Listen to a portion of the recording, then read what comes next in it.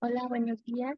Esta es la grabación de la clase de análisis de datos cualitativos, del análisis y del análisis componencial.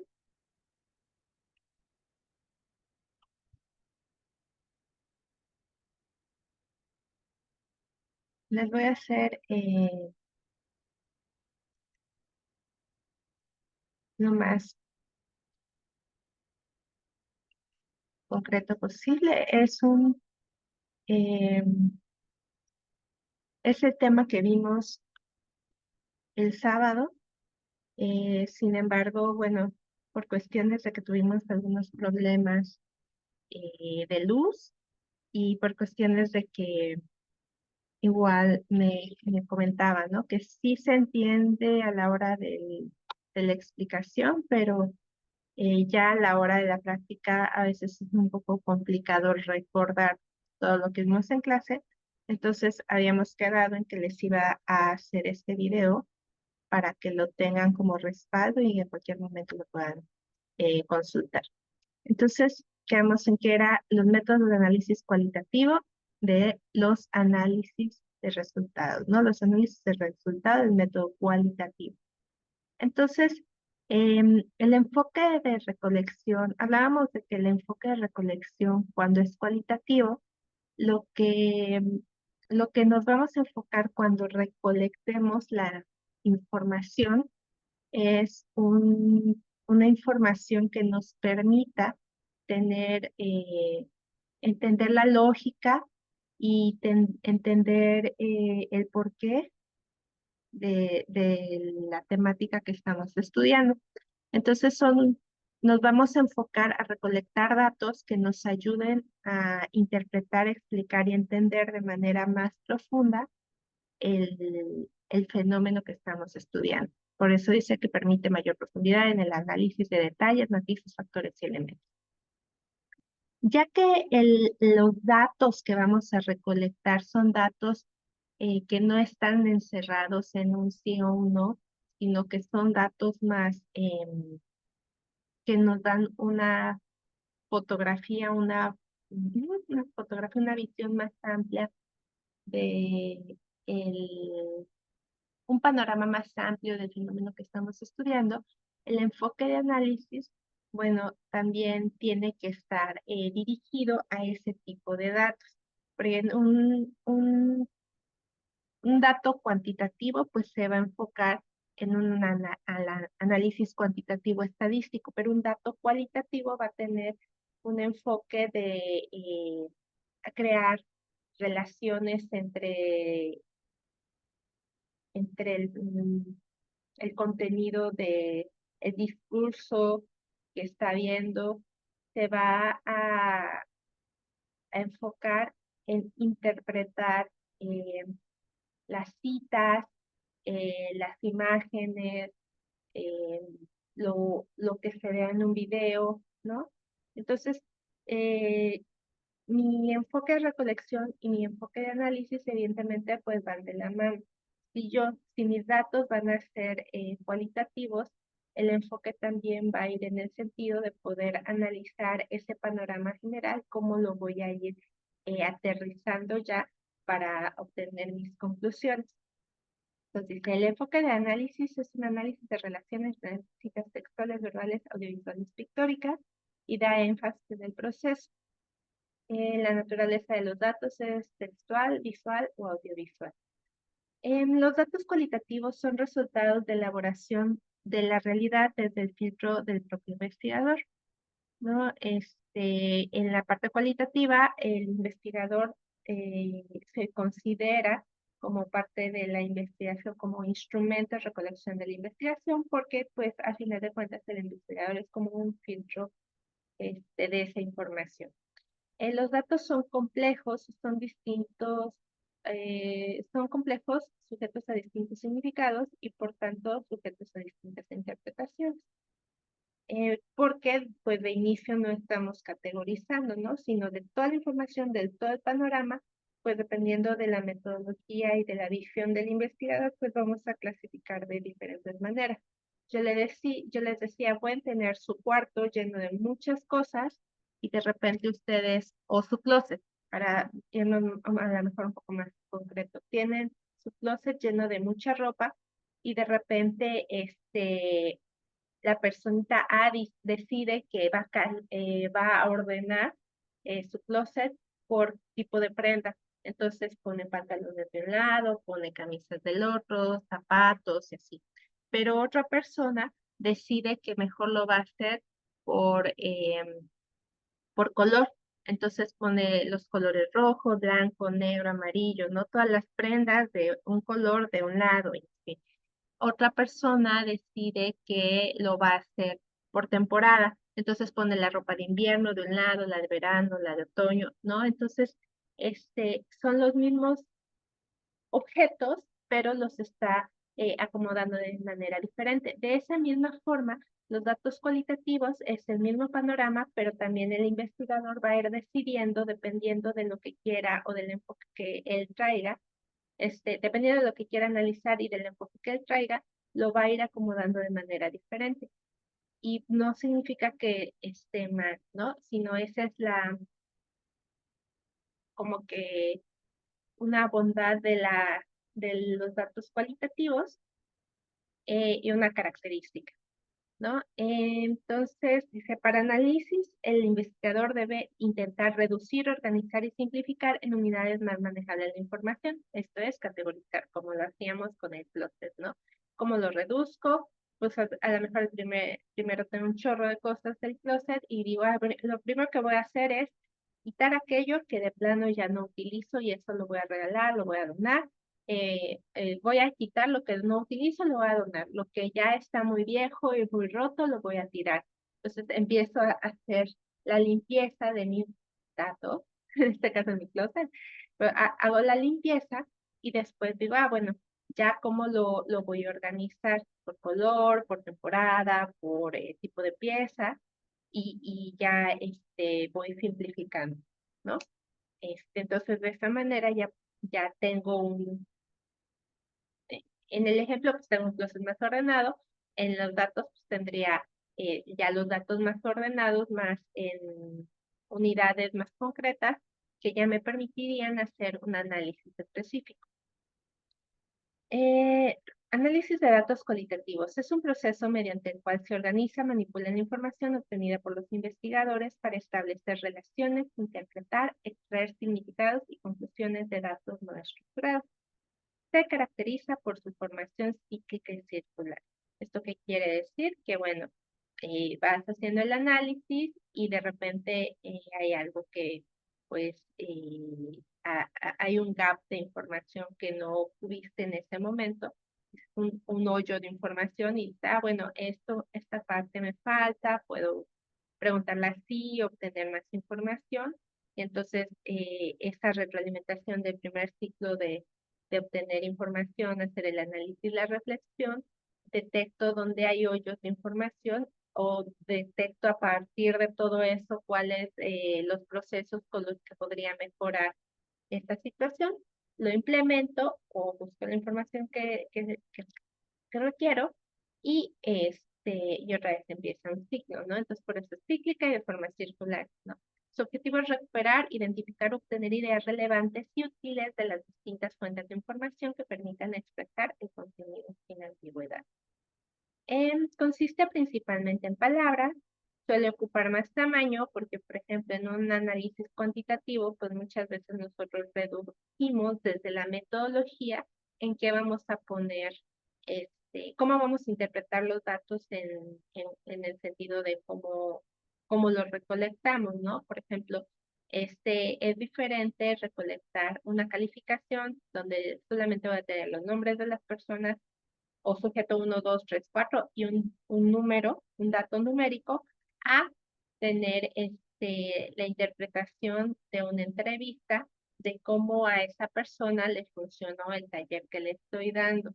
Va a ser muy distinto porque pues en el dato cuantitativo pues realmente el espacio que ocupa va a ser un numerito y en el dato cualitativo el espacio que ocupa pues va a ser toda esa expresión verbal que tenga a través de la entrevista, cuando uno le pregunte, oye, ¿cómo te fue con el taller? ¿Te sirvió? ¿No te sirvió? ¿Crees que aprendiste? ¿No? Por eso suele ocupar más espacio que el cuantitativo. Responde a preguntas de cómo y por qué, o te sirvió o no te sirvió el taller, cómo te sirvió, de qué manera te ayudó, por qué dices que no te funcionó, por qué te gustó, ¿no? Entonces, vamos profundizando en el fenómeno de estudio con ese tipo de preguntas y es ese tipo de datos que se obtienen para hacer el análisis cualitativo. Y hay conclusiones subjetivas y relativas. No siempre puede hacer un análisis estadístico de ello. Aquí es importante, bueno, señalar que si bien se pueden hacer, o sea, se obtienen datos cualitativos como en revistas, al empezar a reducir a categorías, pues ya posteriormente este tipo de datos se puede ir pensando en hacer un análisis estadístico de los datos cualitativos. Sin embargo, no es la regla, ¿no? Se puede utilizar el análisis estadístico, pero no es por regla que se utilice en los datos cualitativos. En los cuantitativos, pues sí, normalmente se utiliza un análisis estadístico. Pues normalmente, ¿cuál es el ciclo o ajá, el ciclo o la forma en que se hace el análisis de datos cualitativos? Evidentemente, pues no se obtiene la información, se obtienen los datos, porque pues sin datos pues, no podemos hacer el análisis, ¿verdad? Ya una vez que se obtienen los datos, bueno, se prepara la información, se revisa, se limpia, se transcribe, se empieza a organizar con algún criterio cronológico, temático, etcétera, ya que lo empecé a organizar para que empiece a entenderlo un poquito mejor, digo, bueno, ahora lo voy a categorizar. Y una vez que yo categorizo, ya poniendo etiquetas o codificando, voy a interpretar a partir de lo que ya categoricé. La parte de organización puede ser, por ejemplo, bueno, yo quiero con un criterio, eh, ah,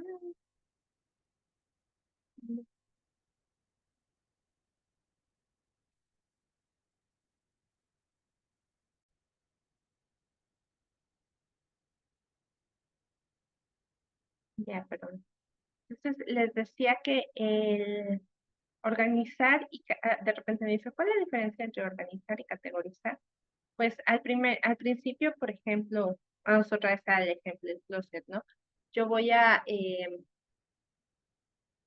yo puedo decir, bueno, ¿cómo voy a empezar a analizar mis datos, mi closet? Pues lo voy a separar por tipo de prenda. Entonces, empiezo a organizar, bueno, aquí van las playeras, aquí van los zapatos, aquí, ¿no? Entonces, nada más esa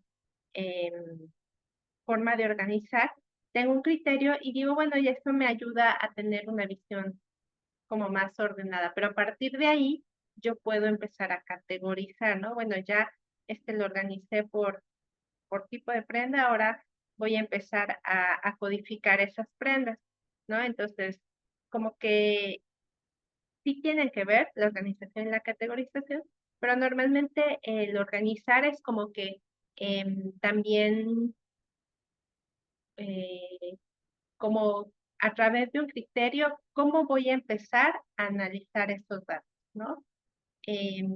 Los voy a empezar a analizar como qué es lo que sucede antes de,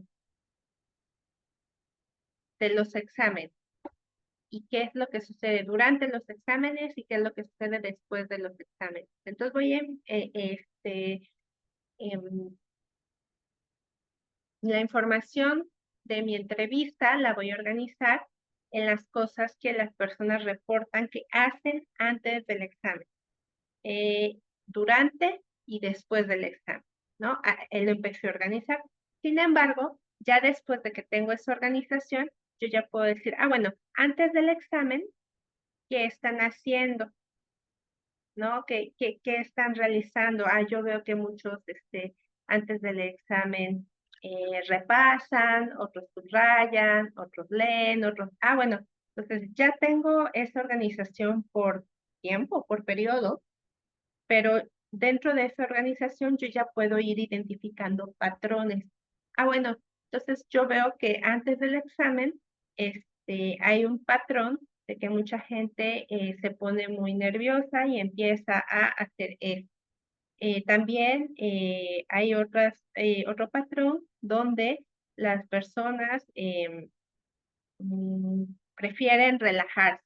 Y hay otro patrón, o sea, empiezo a ver que, ah, bueno, antes del examen, no, pues me voy a tomar un café con mis amigos, veo, unos días antes del examen, ¿no? Veo la tele, me prefiero olvidar de la temática. Entonces digo, ah, mira, hay otro patrón en donde veo que los alumnos antes de los exámenes, un día antes de los exámenes, lo que hacen es relajarse, ¿no? Entonces, ya a través de las categorías que yo haga de estos datos organizados previamente con alguna visión, pues yo ya puedo decir, ah, ok, bueno, entonces en el periodo 1 o 2 días antes del examen, los alumnos tienen 3 estilos de afrontamiento ante los periodos de examen. El primer estilo de afrontamiento es concentrarse en el estudio, porque los alumnos realizan guías de estudio, hacen lecturas de sus apuntes y hacen sesiones grupales de estudio. Otro patrón identificado de estrategia de cómo ellos afrontan los días previos al examen es a través de la relajación, en donde varios alumnos reportaron que ellos días antes del examen ya no estudian, sino que se van a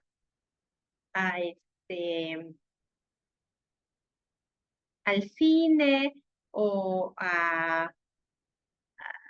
ven la tele, se olvidan de sus apuntes, o puede ser de relajación o de evitación, ¿no?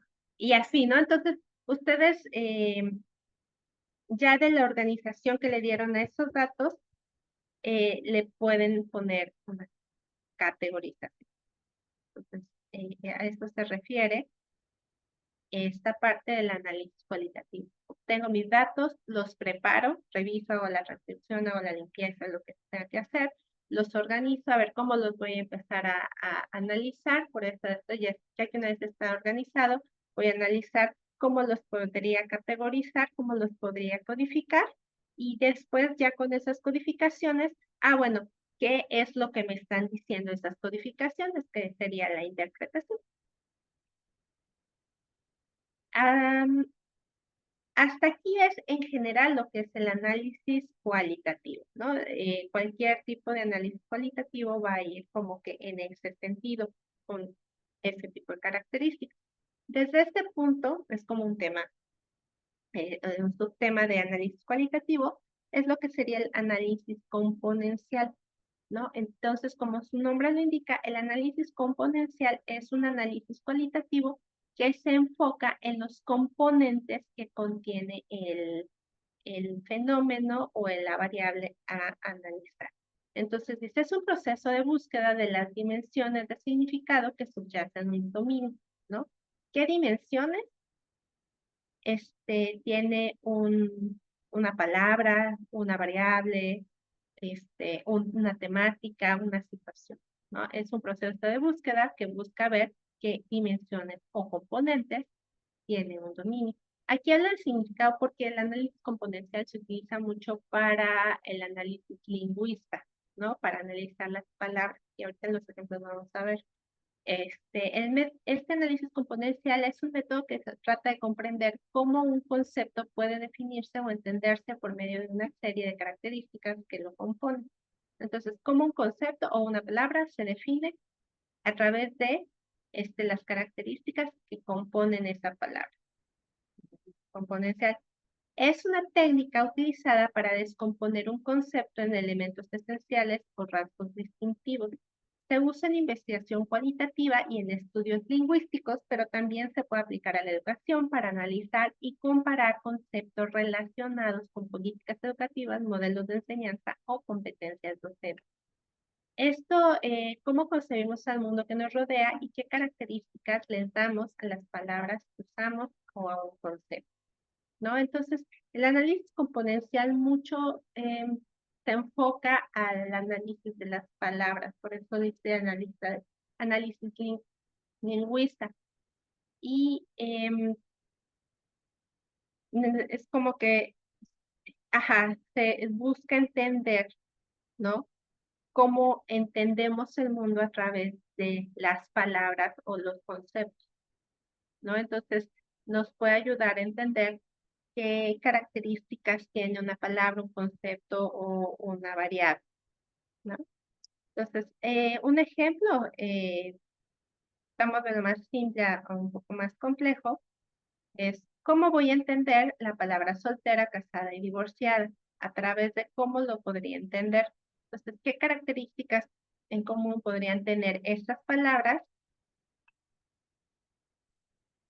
En común en el sentido de que pueda clasificar y que a partir de esas palabras yo pueda, de esas palabras, no, de esos componentes, de esas características, yo los puedo diferenciar. Entonces, bueno, por ejemplo, aquí dicen, bueno, la palabra soltera, casada y divorciado puede tener diferente género, ¿no? Puede ser masculino o femenino. Soltera es femenino, casada es femenino, divorciado es masculino, ¿no? Entonces lo pongo. En los 3 puntos puede ser adulto, niño, joven, ¿no? Entonces aquí los 3 pusieron pues adulto, ¿no? Es como lo entienden en el ejemplo. Y que está en una relación o no en una relación. Los solteros, pues que no está en una relación, casados sí, y divorciados no. Entonces aquí analizan estos dos, soltero y casada, y la diferencia que tienen en relación a estos dos conceptos, pues es que está o no está en una relación. En los dos conceptos es una persona femenina adulta, pero lo que diferencia la palabra soltero y casada es que uno está en una relación casada y en otra no está en una relación, ¿no? Entonces, digo, este es un ejemplo simplificado con pocos componentes, pero así pueden ir sumando componentes. Por ejemplo, aquí, segundo análisis. Análisis de la presencia de los términos referidos a las emociones. Entonces ponen una lista de emociones y ponen una lista de componentes que podría tener esta emoción y se analiza si existe el componente, ponen un más, si no existe un menos, o si no existe ninguna, si existe el primer componente, que es agradable, controlable, dirigido, cognitivo, abierto, futuro, abrupto y constructivo, le ponen un signo de más. Si no existe ese componente, sino el segundo componente, desagradable, incontrolable, dirigido al rol visceral, cubierto, pasado, prolongado y destructivo, ponen un signo de menos. Si no existe ninguno de estos dos componentes, ponen un 0, o si tienen dudas también, ¿no? Entonces, dice, van, van analizando por palabra si tiene qué componente, qué palabra, ¿no? Entonces dicen, bueno, por ejemplo, el odio es desagradable, es incontrolable, está dirigido a otros, es visceral, y es abierto, positivo, no se refiere ni a pasado ni a futuro, no sabemos, aquí nada más pusieron que no se refiere, es prolongado y es destructivo, ¿no? Entonces, así cada una de las emociones van como que analizándola, ¿no? Esto puede ser a partir de un jueceo, a partir de este del análisis del propio investigador que haga esta clasificación a partir de las entrevistas que obtienen y así, ¿no? lo más fácil es a través de un puesto o de pregunta directa hacia allá y ya hacen la estadística por acá, por ejemplo, ¿no? Pero, por ejemplo, en este punto dice odio y desprecio. O sea, ¿cómo podrían analizar, no? Y yo agarré estas dos emociones que se parecen y dice, bueno, los dos son desagradables, los dos son incontrolables, los dos están dirigidos a otros, los dos son viscerales, los dos son abiertos, los dos no tienen el componente pasado-futuro, los dos son prolongados y los dos son destructivos. Entonces, aquí, bueno, yo estoy identificando dos emociones que parecen ser lo mismo porque los componentes están calificados en los mismos términos. Entonces, a partir de ahí yo puedo empezar a hacer mi debate, ¿no? Mi discusión, mi interpretación de los resultados. Me puedo preguntar o puedo decir, bueno, estas emociones son iguales.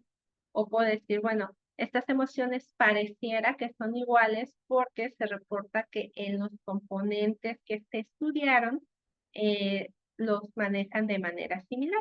Sin embargo, en la teoría o en la entrevista, se identifica que hay una ligera diferencia entre el odio y el desprecio en cuestión de intensidad, porque cuando habla del odio habla de una intensidad más elevada y de una emoción que lleva eh, a una acción activa, mientras que el desprecio pareciera que tiene una intensidad menor y cuando se hizo las entrevistas, el desprecio aparecía en, de manera reactiva, ¿no? Entonces, no, realizaban acciones hacia la persona que le tenían desprecio, pero de manera reactiva, no buscaban activamente hacerle, no sé, daño a esa persona, a diferencia del odio, pero en el desprecio, simplemente si se tocaba con esa persona, pues le miraba de alto, o no sé, ¿no? Entonces, este tipo de análisis, en el análisis componencial, nos puede llevar a poder hacer ese tipo de conclusiones, ¿no? O sea, sí, los componentes son iguales, pero podría diferenciarse o definitivamente estos componentes son sinónimos, no, digo componentes, ¿no? Estas dos palabras son sinónimos porque sus componentes son iguales, ¿no? Pero la parte cualitativa, que es las entrevistas, eh, el- la obtención de datos es de donde pueden también apoyarse para llegar hacer la discusión y llegar a las conclusiones. También se vale que en la discusión, pues a lo mejor yo no tomé en cuenta eso porque pues no sabía que iba a haber esta diferencia, pero puedo hacer las hipótesis y decir, es posible que haya diferencia, pero es importante que en posteriores estudios se, se busque en qué consiste esa diferencia. O posteriores estudios, o como hablábamos que la investigación cualitativa es cíclica, se puede hacer un segundo ciclo en donde ya se enfoque a identificar las diferencias entre los componentes de estas dos emociones de acuerdo a las hipótesis que yo tenga, ¿no? Entonces ya voy preguntando, oye, ya en específico del odio y del desprecio, que describen una situación en donde haya sentido odio, ¿no? O desprecio, y ya, pues, voy a compararlas y ya de allá yo, bueno, puedo sacar este, lo que me ayude a estas conclusiones, ¿no? De hecho, yo les comentaba que esta tabla se puede hacer a través de un jueceo, ¿no? De, a ver, estas emociones, dime qué componente tiene. Y positivo, o sea, el de arriba, el de abajo o cero. Esa es una forma como que muy fácil, la más fácil. En análisis cualitativo, pues normalmente lo que van a tener es descripción de, de entrevistas o van a tener observaciones. Entonces pueden tener, por ejemplo, una situación, una entrevista y decirle, descríbeme un acontecimiento en donde tú hayas sentido odio. Entonces ya se los describen y ustedes como investigadores son los que van a decir, bueno, en esa descripción, el sentimiento que expresa la persona fue agradable, desagradable. La emoción que expresa la persona, ¿la puedo controlar o no la puedo controlar? ¿Está dirigida a él o a otro? La reacción fue porque pensó antes algo o simplemente reaccionó. Y así, ¿no? Entonces, como que son las vías que pueden tomar para llegar a este análisis de componentes, ¿no? Vía jueceo, en donde yo le pongo a los jueces, esta es la lista de emociones y ustedes descríbanme si tiene o no tiene, o vía, pues, ya el análisis más cualitativo y más enriquecido es vía las observaciones, las entrevistas, las situaciones. Tercer ejemplo de culpa o vergüenza. Este ejemplo, entonces les digo, íbamos de lo más simple a lo más complejo. Este ejemplo ya pone en acción esta parte que les decía, ¿no? De poder describir ciertas situaciones y a partir de las situaciones hacer el análisis de componentes. Entonces, en este ejemplo, que si quieren leer el estudio está aquí, en esta dirección, es un análisis componencial de la culpa y la vergüenza. Entonces, los investigadores encontraron difícil poder diferenciar la culpa y de la vergüenza de forma abstracta. Entonces, su objetivo era estudiar las características que definían estas dos emociones en la población y en Lima, con una investigación cualitativa. Entonces, las preguntas que tenían era si en un contexto de Lima, en qué situaciones emocionales en concreto y en qué procesos emocionales se refieren los términos culpa y vergüenza. Y querían saber si estos dos términos se diferenciaban de forma precisa una de la otra y cómo era esta diferenciación y en qué grado las características de estos dos términos pueden ser comprendidas de acuerdo a las teorías que existían, ¿no? Entonces, ¿cuál fue la metodología de este estudio? Es que participaron 82 estudios de 17 a 30 años, respondieron un cuestionario estructurado sobre experiencias de culpa y vergüenza. El instrumento, que es el cuestionario estructurado, en este se les pidió a los alumnos que recordaran 4 eventos de su vida en donde hayan experimentado culpa o vergüenza. Se les pidió describir el evento, se les pidió describir qué pensamientos tenían, qué sentimientos habían tenido y qué acciones habían tenido antes, durante y después del evento. Y bueno, los tipos de eventos a escribir fueron que un evento en donde sintieran culpa pero no vergüenza, un evento donde sintieran vergüenza pero no culpa, un evento donde sintieran ambas, tanto culpa y vergüenza, o un evento en donde no sintieran ninguna de las dos ellos, pero que pensaran que otra persona sí lo podría haber experimentado. Entonces, si se dan cuenta, ya es algo que va muy concreto, es un cuestionario que va pensado para hacer este análisis de componentes y es un cuestionario en donde se pide que se describe algo muy concreto y que se describa en las características concretas que quieren analizar, ¿no? Entonces les dicen, bueno, por favor me vas a describir cuatro situaciones. Cada una de estas situaciones vas a describir el evento, o sea, lo que sucedió y en lo que sucedió antes, durante y después del evento y vas a describir qué pensaste, qué sentiste y qué hiciste en esos 3 momentos de ese evento. Entonces, me vas a escribir un evento de culpa pero no vergüenza con todas esas características. Me vas a describir un evento de vergüenza, pero no culpa, con todas esas características, ¿no? De antes, durante, después, lo que pienso, lo que siento y lo que hago. y de los cuatro tipos de eventos a escribir, ¿no? Que están aquí abajo. Si se fijan, aquí dice N80, acá no se ve porque me lo cubre la pantalla, pero decía creo que N82, N60 y acá creo que N30, una cosa así, ¿no?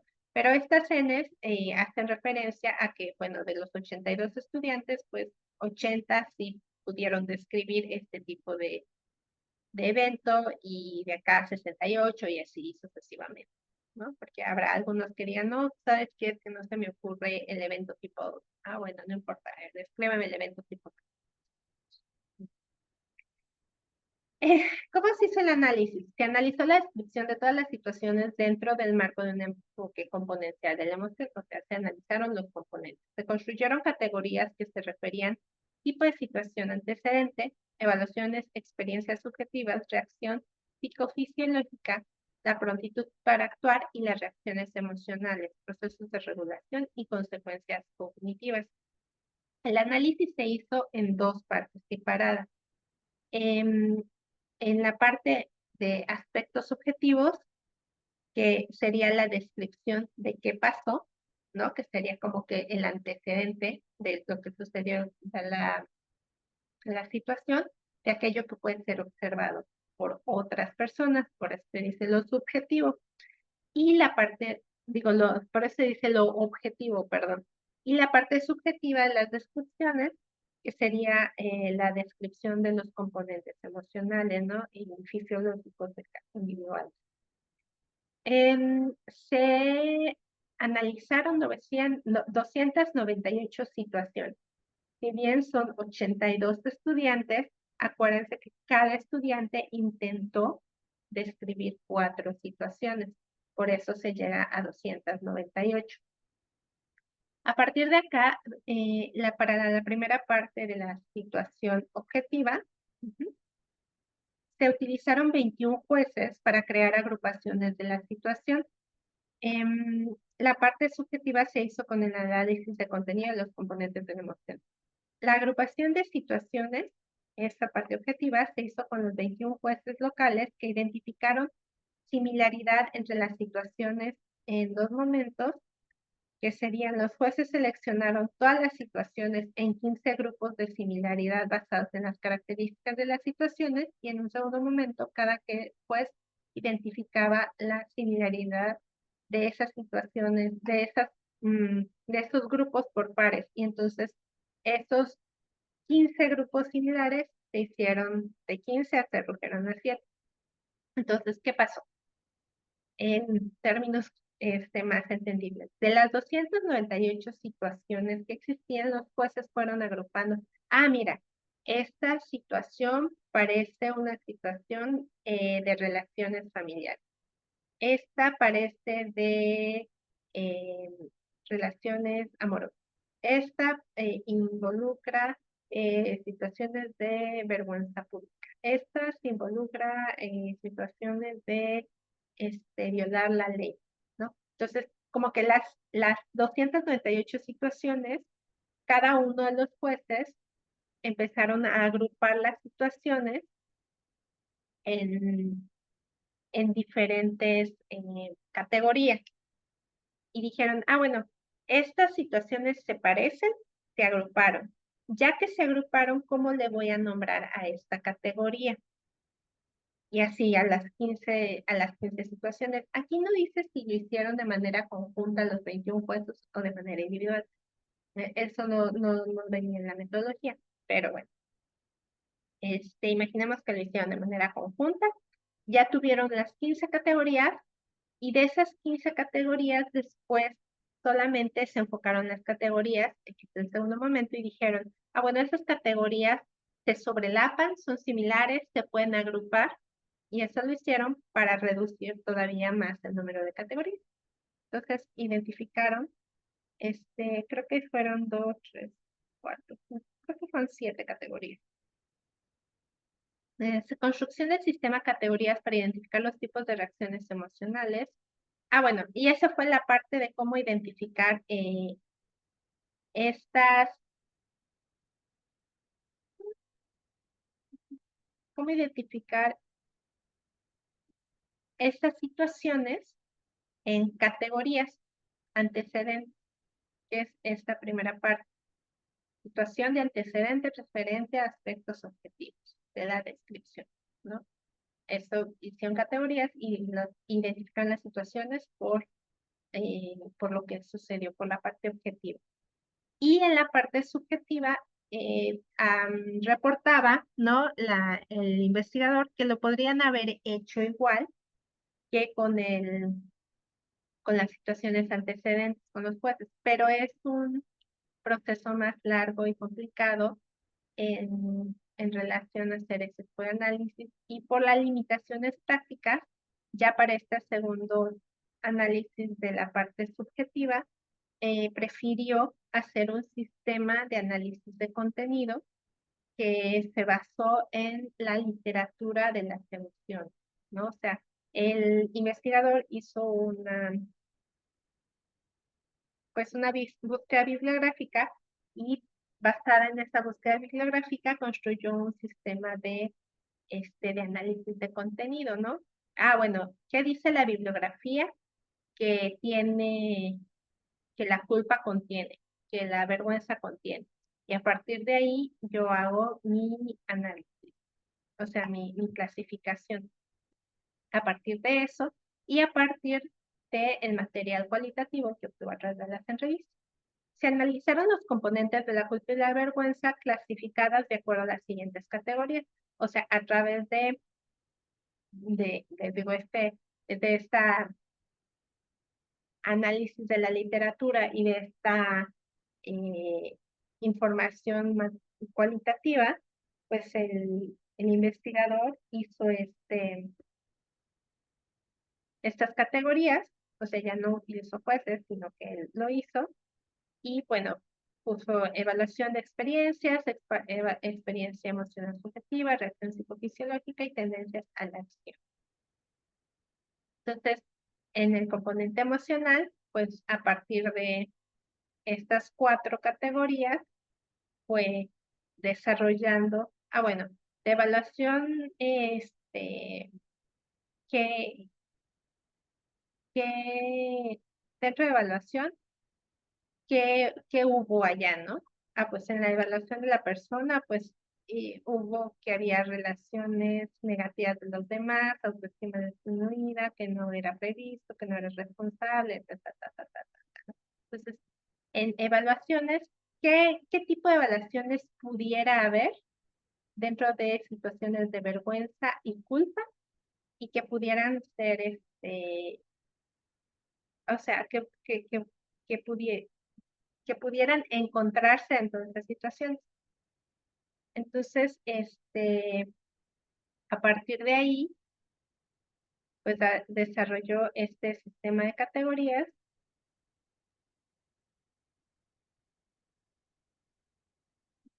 y fue identificando, ¿no?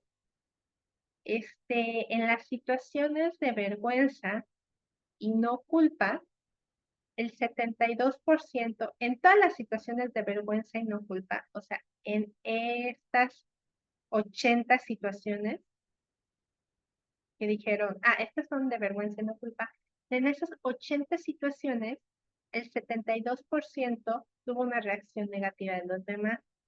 De esas 80 situaciones, 22% tuvo autoestima disminuida. De esas 80 situaciones, el 30% se centró en el prejuicio para sí mismo. De esas 80 situaciones, ¿no?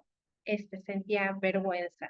De esas 80 situaciones, tristeza. De esas 80 situaciones, sentía cólera. De esas 80 situaciones, su principal reacción era el silencio. De esas 80 situaciones, 34%, 34.94% de las situaciones la persona había actuado como si hubiera sucedido nada, ¿no? Recordemos que es las situaciones de vergüenza no culpa. Y así con cada una de las situaciones, del grupo de situaciones, evidentemente. Por ejemplo, aquí de culpa y no vergüenza, bueno, aquí no alcanzo a ver cuántas eran, pero por ejemplo,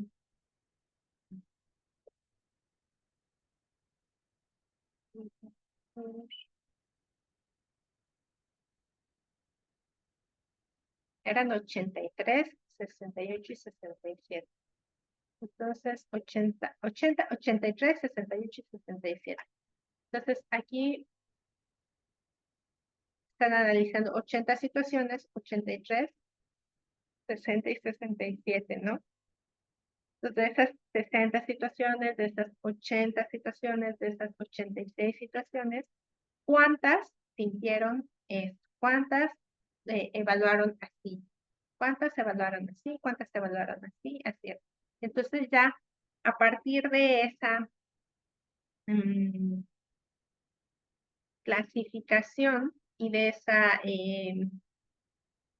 descomposición por componentes, ya se va identificando la diferencia entre las situaciones en donde hay vergüenza o culpa. Por ejemplo, en donde hay vergüenza, la mayoría de las situaciones en donde hay vergüenza, hay una reacción negativa de los demás. En cambio, en la culpa no hay tantas reacciones negativas de los demás. Otra diferencia a grandes rasgos que podemos ver es que en la vergüenza hay como que mayor autoestima disminuida, en el 22% se siente una autoestima disminuida y en culpa, pues el 8%. Claro, aquí podría ser el 22 más, bueno, sí, 22%, no los bajo. Otra diferencia, por ejemplo, aquí, centrarse en el prejuicio para otros, ¿no? La vergüenza realmente solo el 13.25% se centra en el prejuicio para otros, mientras que en la culpa casi el 50% se centraba en el perjuicio para otros, ¿no? Entonces, acá vemos componentes que si bien están presentes en las descripciones de estas situaciones distintas, sí se ve claramente que existen diferencias en la presencia de estos en cuanto a situaciones de vergüenza y situaciones de culpa pura. ¿Okay? Entonces, igual acá, por ejemplo, aquí, acá en situación de vergüenza, la persona se queda callada, el 80% se queda callada y acá no, casi no. Pero en culpa tienden más a sonreír y a llorar. El 56% y 43% tienden a sonreír y a llorar respectivamente, mientras que en las de vergüenza, sonreír pues casi no sonríen y pues sí llegan a llorar, pero en menor medida. En vergüenza pues tienden a actuar como si no hubiera ocurrido, mientras que en culpa no. Muy pocos actúan como si nada hubiera ocurrido.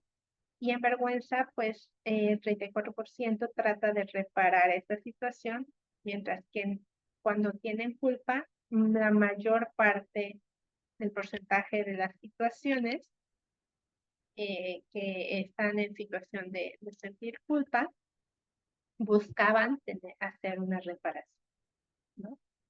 Entonces, así ya van así, a través de este análisis componencial de componentes, pues pueden hacer como que ese análisis profundo de qué características diferencian la culpa de la vergüenza en este sentido. Se puede pasar a situaciones de educativas también, ¿no? Por ejemplo, aquí objetivo analizar componencialmente el concepto de liderazgo educativo, descomponiéndolo en sus atributos esenciales y comparándolo con otros estilos de liderazgo en la educación. Entonces, es lo mismo, ¿no? Está el liderazgo educativo y yo puedo decir, bueno, voy a hacerle una entrevista a mis docentes en donde me describan una situación de liderazgo educativo, en donde me describan la situación y que me digan qué enfoque tuvieron, cómo tomaron las decisiones, cómo se relacionaron con los alumnos, cuánta flexibilidad tuvieron y este último no alcanzo a ver qué dicen. Bueno, el ejemplo sería lo que escribiría, ¿no? Entonces, en este ejemplo 4, yo puedo decirles, a ver, mi instrumento de evaluación lo que va a pedirles a las personas es que den 4 ejemplos. 4 ejemplos en donde describan cuál fue el enfoque principal de esa situación, cómo se tomaron las decisiones, cómo se relacionaron los docentes y los alumnos y qué tan flexibles estuvieron ellos, ¿no? Entonces, descríbeme ese ejemplo con 4 características en un momento en donde tú hayas sentido que haya habido liderazgo educativo. Y ahora descríbeme un momento, un ejemplo, con esas 4 características de enfoque, toma de decisiones, relación, nivel de actividad, momento en donde haya habido liderazgo transformacional, un momento o un ejemplo en donde haya habido liderazgo autoritario, un ejemplo donde haya habido liderazgo democrático. Entonces, ya les hacen las descripciones y ustedes, a partir de la descripción, ya pueden hacer el análisis componente. Entonces, el análisis componencial en un marco de investigación-acción participativa, este es en un marco de cualitativa, ¿no? Que pues, nos puede ayudar en investigación cualitativa, acción participativa. Se elige el concepto central, se identifican participantes clave, o sea, quién me va a ayudar de quién voy a obtener los datos o quién me va a ayudar a hacer el análisis de datos. Se generan los datos, se exploran las dimensiones significativas, se construye el análisis, que ya sería hacer la tablita, y se hace la reflexión colectiva y ajustes. Asimismo, se llega a conclusiones y la aplicación del contexto educativo. Entonces, se fijan exactamente lo que hemos estado viendo, pero como es investigación acción participativa, aquí es como que lo que añade o enfoca es hay una reflexión colectiva y ajustes de los datos.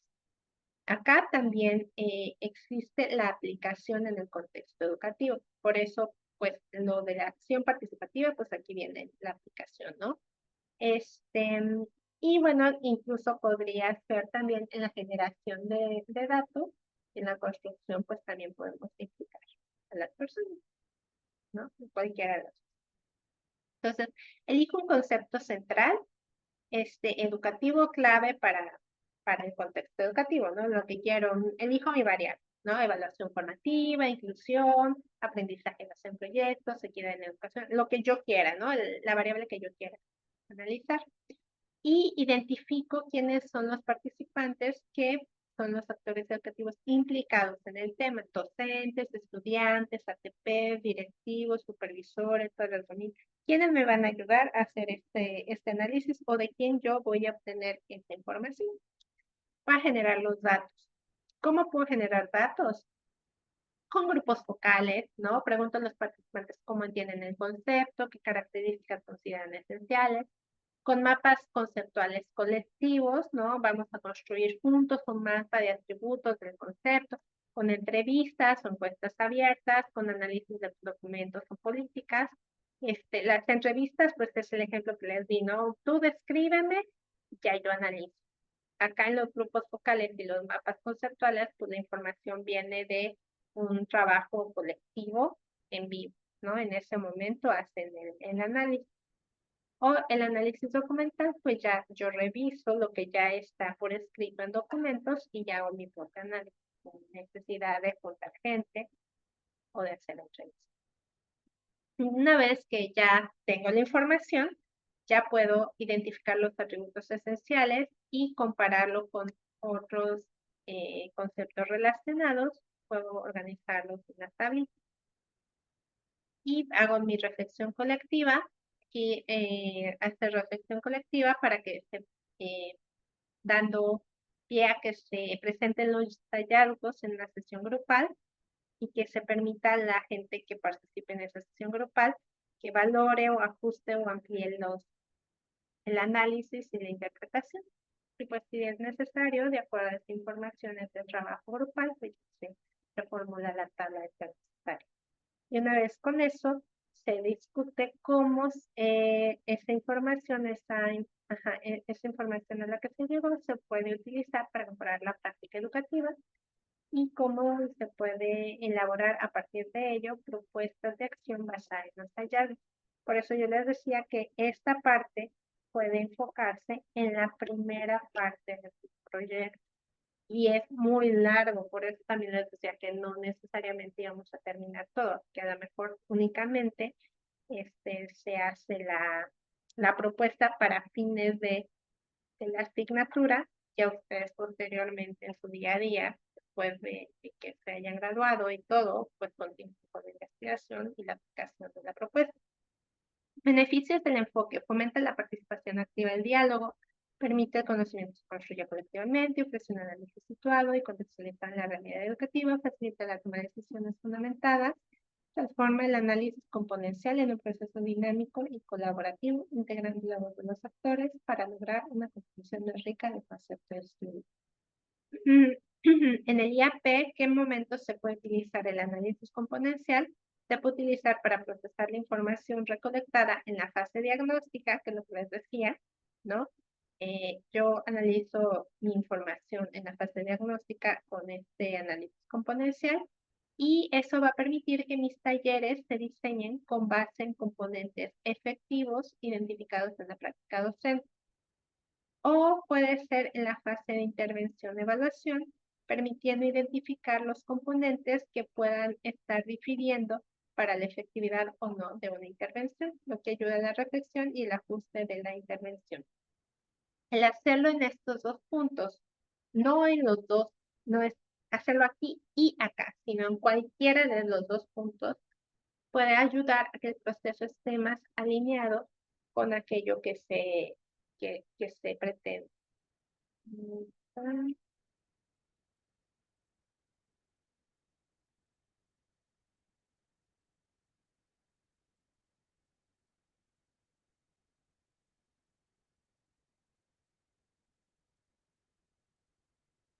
El ejemplo A es basado en la fase diagnóstica, ¿no? Que se haga el análisis componencial en una fase diagnóstica, ¿no? Para el diseño de un taller. Selecciono un concepto, ¿no? Por ejemplo, la habilidad matemática. ¿Quiénes? Identifico mis participantes, a docentes y estudiantes. Genero datos. Voy a entrevistar a docentes para conocer qué estrategias utilizan y comparar cuáles les han sido efectivas o inefectivas. O puedo generar datos a partir de la observación de clases, en donde yo identifico esto mismo, pero a través de la observación, o con grupos focales, con estudiantes, les voy preguntando qué estrategias les han sido más útiles, cuáles no, y así, ¿no? Ejemplo de preguntas para las entrevistas y grupos focales para la generación de datos puede ser: ¿cuáles son las estrategias más efectivas que usas para enseñar la solución de problemas matemáticos? ¿Cómo reaccionan los estudiantes ante estas estrategias? ¿Qué estrategias sientes que no funcionan bien y por qué? ¿Y hay alguna actividad o recurso que te haya ayudado a mejorar en matemáticas? Si no, descríbelo. También puede ser, como en el ejemplo anterior, describe una situación donde te haya ayudado a que los alumnos generen mayor habilidades para resolución de problemas matemáticos, pero descríbeme esa situación, pero descríbeme estas características, ¿no? ¿Cuál fue la relación del alumno con la tarea? ¿Cuál fue el nivel de flexibilidad? ¿Se hizo de manera grupal o individual? ¿No? Entonces, cuando tú les solicitas que te describan algo, lo ideal es que des ciertas características que te describan, porque si no, la descripción va a ser un poco parca normalmente. Así que pues, funcionamos los seres humanos, a menos que sea una persona que se hable mucho, como que de repente si tenemos muchas cosas que hacer, nada más nos enfocamos a decir lo que nos viene a la mente. Sin embargo, pues si tú haces una guía de entrevista, un instrumento, y le guías hacia las cosas que tú quieres que te describa, no a lo que quieres que te diga, sino a lo que quieres que te describa. Es decir, no le voy a decir, yo quiero que me digas que la intervención fue activa de los participantes. No, yo quiero que me diga cómo fue la intervención. Tú dime, describe cómo fue la intervención. Ok, fue activa. No, fue pasiva.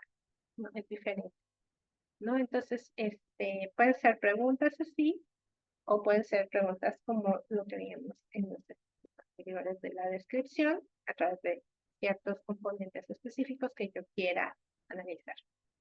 A través del análisis componencial se identifican los elementos clave de las estrategias efectivas en el aula. Se organizan en categorías y se hace una codificación abierta.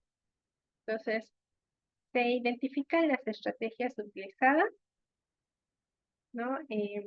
Se agrupan estrategias por docente y observadas en el aula, identificando patrones comunes y estrategias recurrentes, y se descomponen en componentes. Aquí estoy organizando las estrategias, ¿no?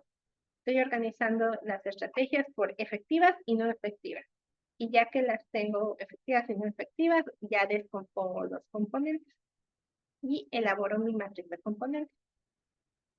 Entonces, ¿no? Aquí, bueno, mm,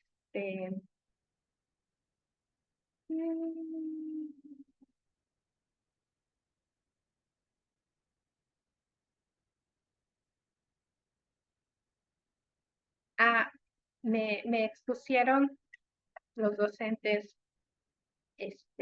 que tuvieron estas estrategias que han utilizado, ¿no? Exposición grupal, uso de materiales visuales, feria matemática, uso de tablas, diagramas, concursos, uso de abacos y listas, situaciones de vida cotidiana, y las describían.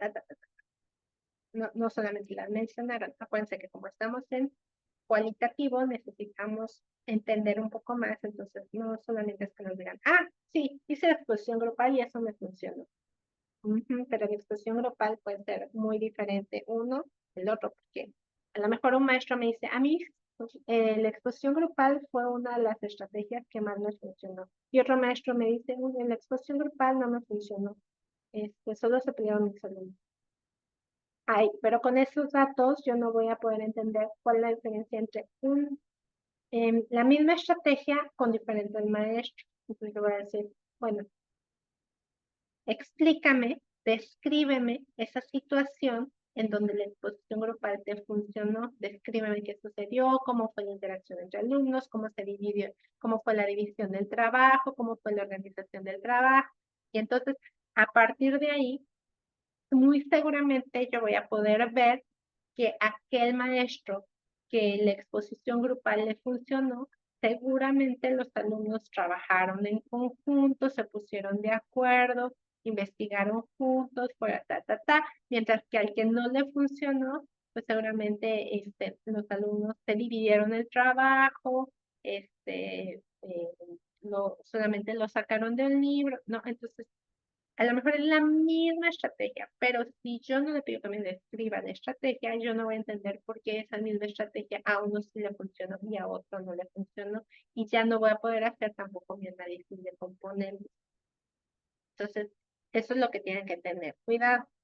Entonces, acá en nuestro ejemplo, en teoría, describieron estas estrategias, ¿no? Por eso puse el nombre de la estrategia de descripción, y identifican si las estrategias se pudieron agrupar en categorías, y para cada categoría se pone el nombre y se identifican los componentes que las componen, ¿no? Entonces, estrategia descrita, bueno, estas estrategias, y las agrupé según alguna característica, ¿no? Esas estrategias las agrupé, y a estas estrategias pues, les voy a llamar resolución de problemas en equipo. A estas, uso de materiales audiovisuales y organizadores gráficos. A esta, relación con la vida cotidiana. Y vi que en la redacción de problemas en equipo, pues los componentes claves que tenían trabajo colaborativo, diálogo matemático, reflexión en grupo. En uso de materiales visuales, tenía visualización de datos, categorización, estructuración de pensamiento. En relación con la vida cotidiana, era una aplicación contextualizada, tenían motivación porque pensaban podían comprar dulces con esta actividad y había conexión con experiencias de vida previa. Entonces, de esa manera van construyendo sus categorías y sus componentes clave. Evidentemente, en la investigación, ya cuando redactan, no solamente van a poner esto, sino van a poner cómo es que llegaron a este punto. Entonces van a poner toda la descripción, las transcripciones, el análisis que hicieron, cómo fueron organizando estas estrategias, a, a cómo las fueron agrupando y por qué le llamaron de esta manera y cómo, en qué parte de lo que te describieron dice que fue trabajo colaborativo, ¿no? O sea, esto que yo les estoy mostrando realmente es como que el producto de un análisis más profundo que pues se tiene que ver y poder leer en el trabajo, ¿no? Y bueno, la reflexión colectiva. Una vez hecho el análisis, se presenta al grupo focal para recibir retroalimentación y hacer el ajuste de ser necesario. A partir de ello, se puede ver qué aplicaciones tiene. Este ejemplo es cuando yo utilizo el análisis componencial para el diseño de mi estrategia. Recordemos aquí. Ejemplo 1. Aplicando el diseño de taller de estrategias didácticas para diseñar el taller. Primero veo, investigo con los maestros cuáles han sido sus estrategias más, que han tenido más éxito, ¿no? Las identifico, veo cuáles son los componentes que tienen que tener cada estrategia y a partir de esto yo digo, bueno, entonces en mi taller voy a, y como identifique estas estrategias, en mi taller yo voy a, presentarle a mis alumnos tareas de resolución de problemas en equipo, pero que tengan trabajo colaborativo, diálogo matemático y que lo lleve a hacer reflexiones en grupo, ¿no? Entonces yo nada más voy a decir, bueno, hagan una resolución de tareas por equipo, ¿no? Sino voy a diseñar una estrategia donde trabajen en equipo, pero que ese trabajo en equipo de resolución de problemas en equipo, a fuerza o de la mejor manera, tenga estos componentes que yo ya identifiqué en mi análisis, que son los que le han ayudado al alumno a desarrollar esa habilidad matemática, ¿no? Entonces, bueno, lo van a hacer en la clase, van a platicar en la clase y finalmente lo van a exponer y entre todos vamos a debatir, ¿ok? Entonces, ya con esto yo con la información que yo obtuve de mi análisis, yo voy a pensar en cómo voy a diseñar esas estrategias de intervención. Esa es una forma de utilizar el análisis componencial en investigación, acción participativa en la fase de, pues en la primera fase, ¿no? De diseño. Otra forma en que yo puedo utilizar el análisis componencial en investigación acción participativa es aplicado al diseño de taller de estrategias para, para analizar la funcionalidad del diseño de estrategias y su ajuste. En el primer ejemplo, vimos cómo yo puedo hacer el análisis componencial y a partir de los resultados yo diseño mi intervención. En este segundo ejemplo sería como ya después de que yo hice mi intervención, yo puedo hacer el análisis componencial para analizar si sirvieron o no las estrategias. Entonces aquí dice, ya diseñé y apliqué las estrategias que considero de utilidad para el desarrollo de habilidades matemáticas. ¿No? Es otra cosa. Ya lo diseñé, o sea, yo no lo utilicé al inicio. Yo no utilicé el análisis componencial para diseñar mi taller. No lo utilicé o sí lo utilicé, pero no importa si lo utilicé o no. Otro ejemplo. Ya apliqué y diseñé las estrategias que consideraba de utilidad. Pero unos docentes me reportaron que sí funcionó esa estrategia y otros docentes me reportaron que no les funcionó esa estrategia. Entonces yo a través del análisis componencial puedo analizar qué componentes se diferencian entre los que sí les está funcionando la estrategia y los que no les está funcionando la estrategia. Entonces, yo hice mi taller, yo diseñé mi taller de la forma que ustedes hayan diseñado el taller, la diseñé de la forma en que yo quiero, ¿no? Pero les dije, a ver, van a hacer esta estrategia, van a hacer la feria matemática. Y al finalizar mi taller, yo les pregunté a los maestros, ¿les funcionó o no les funcionó la estrategia? Y unos maestros me dicen, sí, sí me funcionó. Y otros, ¿sabes qué? No, fue un desastre, no me funcionó. Entonces yo digo ahí, ok, entonces necesito analizar qué componentes hubo en la estrategia, que la misma estrategia, pero a unos sí les funcionó y a otros no les funcionó. Entonces, a los que sí les funcionó, voy a ver qué componentes tuvo y a los que no les funcionó, si se cumplen o no esos mismos componentes y voy a ver la diferencia, porque pues como la misma estrategia, seguramente los componentes deben de ser compartidos, pero habrá alguno en donde no. Entonces, en este donde haya diferencia, podría ser lo que esté marcando la diferencia de que funcione o no esta estrategia. Entonces, ¿cómo lo hago? Elijo el concepto central, ¿no? Identifico la estrategia implementada y quiero analizar su efectividad o no. Identifico los participantes clave, docentes y alumnos. Se fijan, son los mismos pasos. Recopilo los datos. Se investiga en qué casos la estrategia fue efectiva, en qué casos no. Em, por los docentes y los alumnos, ¿no? Le pregunto a los docentes y a los alumnos, ya sean revistas, ya sea observaciones, cuestionarios, calificaciones, etc. Y construyo el análisis componencial.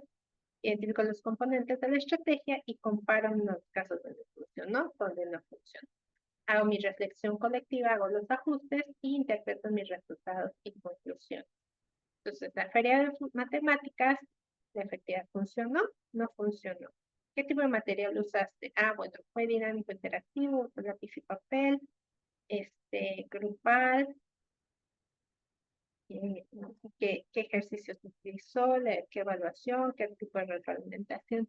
Entonces, por ejemplo, aquí vemos que la diferencia, pues sí fue grupo, o sea, sí hubo una interacción grupal, pero, por ejemplo, aquí al que le funcionó, el tipo de material fue interactivo y dinámico y acá fue más clásico.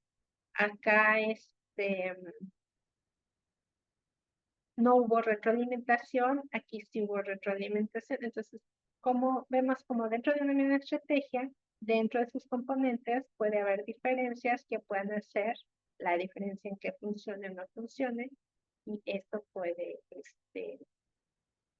o sea, de esa manera también pueden utilizar el análisis componencial en su estudio. Entonces,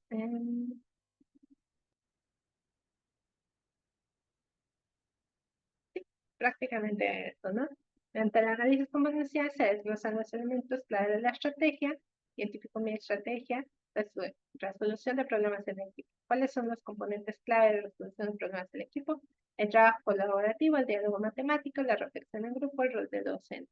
Entonces vamos a ver, en el grupo de éxito, qué factores se conservaron de estos componentes y qué factores no se conservaron, ¿no?